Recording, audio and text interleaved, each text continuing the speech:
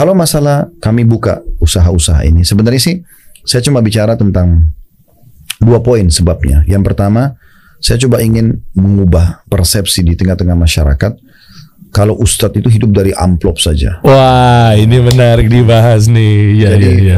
Kesannya, maaf, tanda kutip ya, ini tidak semua tentu. Agama itu bisa dibeli. Jadi karena dibayar amplopnya, akhirnya ustadznya bisa dipesan tuh, Ustadz bahas ini ya, jangan bahas ini ya. Sementara agama kan tidak bisa dibelikan begitu, dibelikan. Jadi agama itu mulia, kita harus sampaikan. Dan di saat dai itu punya sumber income sendiri, bukan berarti mereka tidak boleh terima amplop ya. Kalau mereka diberikan boleh saja, tapi kalau saya tidak isi pengajian kecuali saya harus dibayar sekian, ini kan jadi tanda tanya. Agama diperjualbelikan. Waduh. Tapi pada saat seorang dai itu bisa menjadi seorang pengusaha, dia bisa jadi contoh. Kalau dia kan sudah tahu mana yang riba tidak boleh, mana yang manipulasi nggak boleh, mana yang gharar, dan hukum-hukum jual beli dalam bab jual beli kan jelas.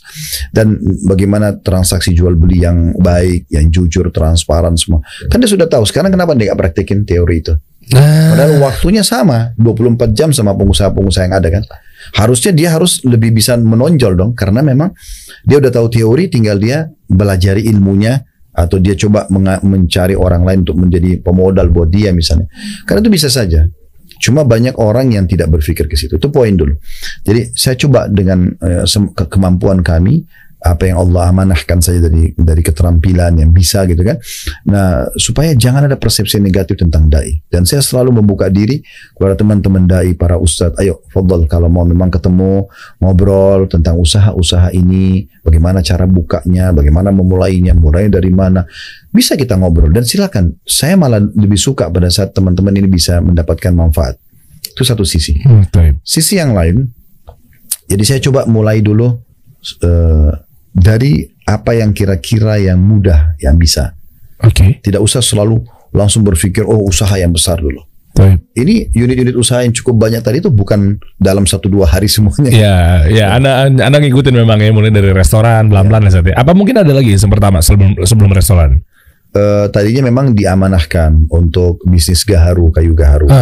Oleh salah satu teman dari Riyadh dulu, beliau kasih modal, beliau lihat laporan yang saya kasih kok detail sekali gitu kan, pada saat beli kemudian transaksi, akhirnya berjalan itu. Tapi memang saya melihat ini kan incidental dia ya. Kadang-kadang kita kumpulin kayu gaharu itu baru diekspor ke Saudi, ini butuh waktu menunggu 2 bulan pengumpulan, kemudian tunggu tamu. Jadi bukan income yang harian yang bisa didapatkan.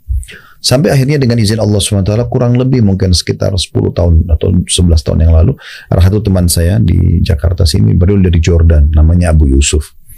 Beliau sudah sering saling mengunjungi. Satu waktu dia bilang, Khalid, saya punya anak 3 dan kayaknya income saya kerja di salah satu yayasan sosial dari Kuwait yang ada di Jakarta, kayaknya kurang gitu.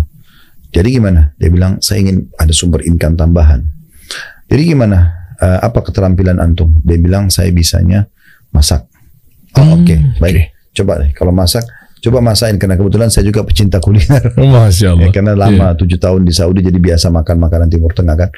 Satu sisi lain juga waktu itu restoran Timur Tengah masih terhitung jari lah di Jakarta terutama. Juga saya melihat kurang lebih jutaan jemaah haji kita ya, bisa 4-5 juta mungkin kalau diakumulasikan dalam 1 tahun ya, jemaah umrah jemaah haji dari semua travel itu, ini kurang lebih ya dalam 1 tahun. Kalau angkanya salah saya mohon maaf, tapi kurang lebih. Maka mereka ini pada saat ke Mekah, ke Madinah, mereka kembali lagi makan makanan pokok gitu kan.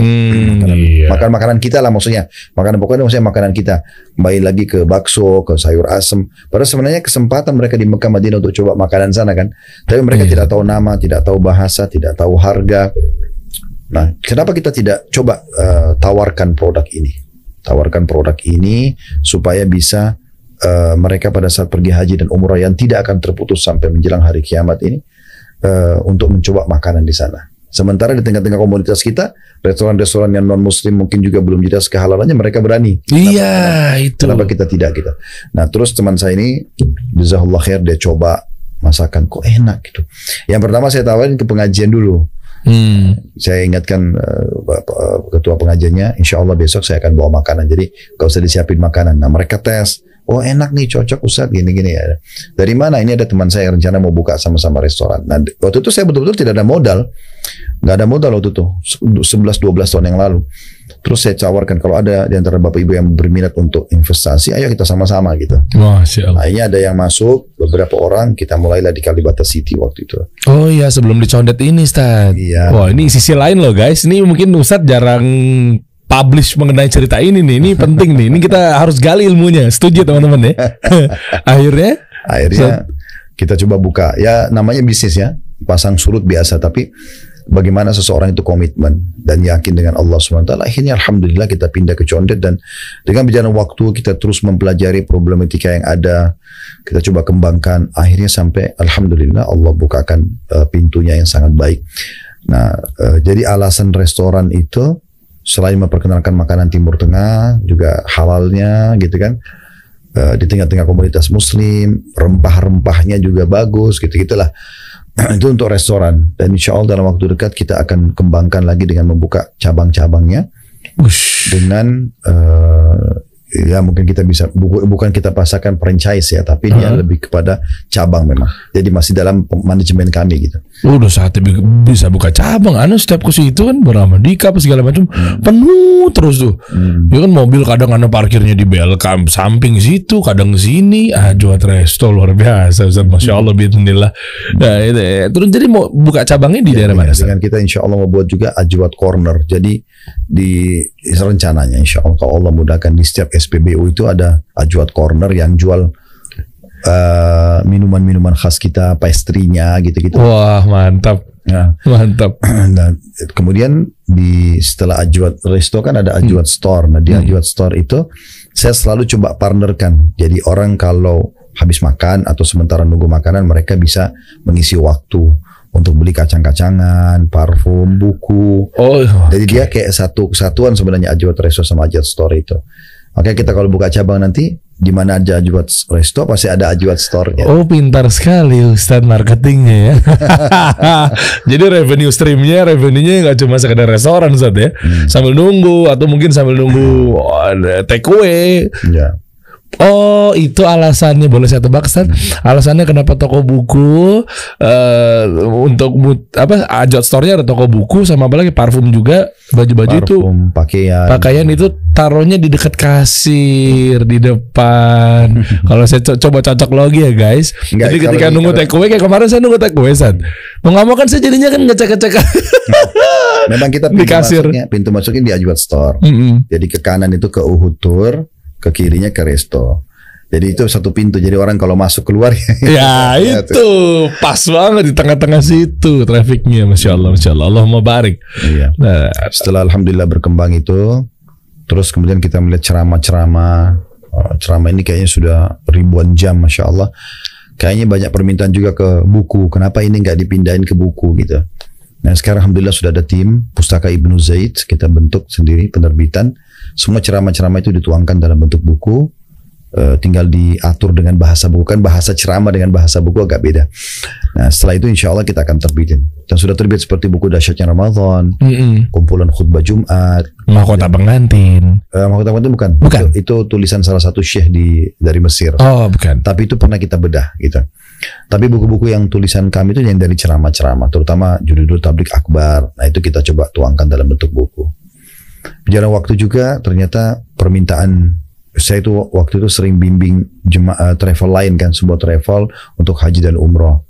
Kok saya nggak berpikir ya sambil berdoa sama Allah mudah-mudahan dimudahkan supaya bisa punya travel sendiri. Ya dengan hikmah Allah SWT tiba-tiba ada Allah utus jemaah yang mau ikut investasi. Ya, alhamdulillah mereka sampai sekarang masih bergabung bersama kami. Kita beli travelnya, terus kita jalankan, dan memang ya saya lah jadi maskot di situ untuk jadi marketingnya, karena kan memang dengan dikenal oleh masyarakat akhirnya orang jadi mau coba travel ini, dan coba kita jaga kualitasnya, dan harus berhubungan dengan masalah-masalah syar'i. Seperti misalnya kita nggak ada nama hangus ya, ada istilah hangus, karena sebagian travel misalnya dia masih bisa refund uang jemaah, tapi dia misalnya nggak refund contohnya, dengan alasan ya kenapa batal, ya sudah berarti uangnya hangus. Ini kan travel haji umroh, harusnya tidak. Sama juga di Uhud itu kami tekankan sekali, kalau ada jemaah misalnya dia batal sebelum hari H. Dan kita hubungi penerbangan, dia masih bisa refund tanpa potongan. Ataupun kalau ada potongan 10%, kita kembalikan, kita katakan ini 10%, ini buktinya dari penerbangannya. Kemudian ini uangnya akan kembali pada bulan atau pekan ini misalnya. Kamar dia di sana yang sudah kita bayarin, transportasinya, kalau itu masih bisa di-refund, kita refundkan semua. Tapi kalau tidak bisa, misal contoh, ini hal yang peka sekali. Kalau tidak bisa misalnya, contoh dia hari H batal, tiket nggak bisa di-refund lagi, dianggap hangus karena kadang-kadang ada yang sudah issued boarding pass, hotel sana sudah dibayar full, transport sudah dibayar full, sekarang tidak bisa lagi di-refund. Hotel-hotel kadang-kadang tidak mau lagi. Maka saya ingatkan selalu teman-teman di Uhud Tour, ingat kamar ini sudah dibayar oleh jemaah ini, nggak boleh dipakai. Karena dia pakai uang dia gitu, kecuali dia yang menghalalkannya. Nah biasanya ada sebagian teman-teman travel, enggak, ini kesempatan karena ini batal, ya bisa di sangat peluang emas itu. Oke, nah ini contoh-contoh. Nah itu kita hubungkan transaksi-transaksi ini dengan masalah hukum syar'i juga, supaya benar-benar berjalan sesuai dengan apa yang diharapkan. Dan pada saat kita berkhidmat dengan jemaah haji umrah itu betul-betul maksimal, karena kita tahu ini bukan masalah keuntungan uangnya saja, itu pasti akan datang karena memang ada margin kan. Tetapi bagaimana jemaah ini pada saat berangkat mereka sudah meluangkan waktu untuk umroh, untuk haji, terus pulang itu membawa hasil ilmu, keimanan. Di sana juga mereka dilayani dengan baik, hotelnya, fasilitasnya, dengan niat ini membantu para hamba-hamba Allah yang mau ibadah. Jadi bukan karena nama baik travel saya, bukan. Ternyata nama baik travel itu terbawa dengan sendirinya pada saat kita niatkan karena Allah itu. Wah, Masya Allah. Artinya kalau untuk ngomongin Uhud Tour ini sendiri, keberangkatan yang terdekat besok insya Allah tanggal 29 Maret ada. Udah full? Belum, San? Sudah. Ya, maksudnya kalau yang mau ikut yang nanti insya Allah di Ramadan. Masya Allah. Itu karena yang 10 terakhir. Karena 29 Maret ini sebenarnya kalau Uhud Tour tuh selalu ngambil jalurnya ke Madinah dulu. Karena tujuan kami direct ke Madinah supaya jemaah adaptasi dulu dengan cuaca. Setelah 3 hari di Madinah, hari keempat kita baru ke Mekah. Jadi mereka tidak kaget dibandingkan kita harus turun Jeddah langsung masuk umroh dulu kan. Kadang-kadang letih 9 jam di pesawat, belum lagi perbedaan waktu. Itu kita jalan ke Madinah dulu baru kemudian umroh. Itu yang salah satu kita jadikan sebagai program unggulan di Uhud itu. Nah di Ramadan nanti itu akan ada pemberangkatan 17 dan 18 April. Wah, sepertinya kalau saya kosong harusnya ikutnya nih, Zat. 17 April itu bronze-nya bintang 3. Oh, bronze berarti bukan sama Ustadz dong? Umrohnya bersama. Umrohnya bersama. Tapi fasilitas hotelnya berbeda. Yang gold yang tanggal 18-nya cuma beda jam saja. Yang tanggal 17 itu berangkat jam 7 malam dengan Saudi Airlines. Yang tanggal 18-nya itu dengan Garuda jam 7 pagi. Gold, cuma beda di hotel, tapi umrohnya nanti bersama-sama. Kami alhamdulillah sudah punya pengalaman dalam umroh akbar, ratusan jemaah dengan satu bimbingan. Alhamdulillah, dan saya sudah selalu bahasakan, kita umroh ini niatkan ikhlas karena Allah. Pada saat masuk ke tawaf, ke sa'i, niat jangan desak-desakan sama orang. Insya Allah Allah akan mudahkan. Ternyata betul. Dan mereka mengatakan, Ustaz, umroh ini kok mudah sekali ya, kayak tidak rumit gitu. Saya bilang ini yang ada panduannya. Kalau nggak ada panduannya kita nggak lakukan, supaya ibadah itu memang lebih mudah. Karena mengikuti sunnah itu mudah dan murah. Mudah dan murah. Iya. Iya benar nih, kalau tidak mengikuti sunnah itu biaya keluar banyak loh, Ustaz. Itulah. Iya. Masa umrah plusnya ada, Ustaz? Ada. Setiap penerbangan kami di Uhud Tour itu setiap pekan ada 2, bronze gold pekan pertama, pekan kedua sama bronze gold, pekan ketiga, pekan keempat, semuanya ada. Dan semuanya ada plusnya. Oh, plusnya kemana, Ustaz? Plusnya itu ke Aqsa. Kita prioritaskan Aqsa selalu. Karena saya ingin memperkenalkan ke jemaah kita orang Indonesia, nggak apa-apa loh ke Aqsa, karena kan kita dibolehkan kan. Kata Nabi SAW tidak dianjurkan untuk berjalan khusus menuju ke masjid kecuali di 3 kan. Masjid Haram Mekah, Masjid Nabawi di Madinah, dan Masjid Aqsa di Palestina.